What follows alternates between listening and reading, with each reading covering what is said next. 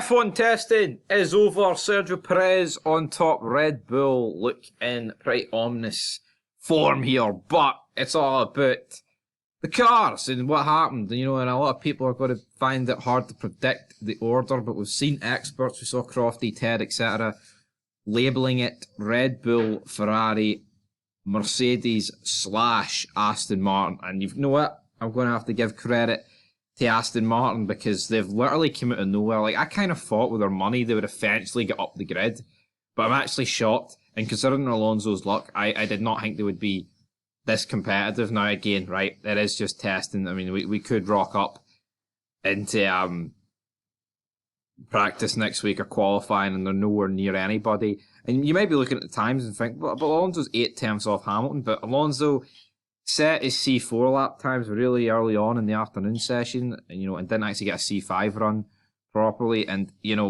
I just feel like Aston Martin's got a lot more to unleash. And the fact that, Drogovic was doing some pretty good laps, and I don't really rate the guy, and he could have to step in for Stroll because apparently his injury is 2 broken wrists. And I've even heard that Sebastian Vettel has thrown his name in the hat for that. So imagine Alonso and Vettel being teammates. That would be absolutely insane. But in terms of the day 3 classification, we did have Perez, Hamilton and Bottas. That was your top 3. They were all on C5.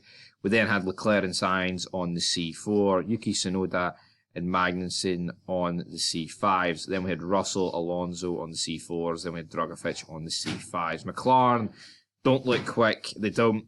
Williams look like they're the slowest car. Because, as much as you can criticise other teams, I did think AlphaTauri were going to be so slow, but at least Tsunoda's put in a lap. It's up there. Williams, man, 2.4 behind. A lot. I did try and say they were good yesterday, and even Alpine. They're saying Alpine's going to be battling Haas and Alfa Romeo based off what evidence? They've literally just done long runs and they haven't really done anything major. So yeah, but I think the fact that Perez is topping it, I don't want to bury Perez. I really rate Perez, but it is the Max show at Red Bull. Yeah, I think we could be looking at another year of Red Bull domination, but maybe not because Ferrari didn't really get to show their full hand, and maybe Ferrari and Mercedes will be able to develop the car, but again, Ferrari's development has kind of fell away in every year in the past decade as the years went on. But anyway, if you're a fan of Aston Martin, things are going well. But I really hope we can get a 4-way battle for the championship, but that's being over optimistic. Realistically, I think the best you can hope for is Aston Martin and Mercedes are close at the beginning. And then, after 6 races, I think Mercedes will have a gap on Aston Martin. But until next time, peace.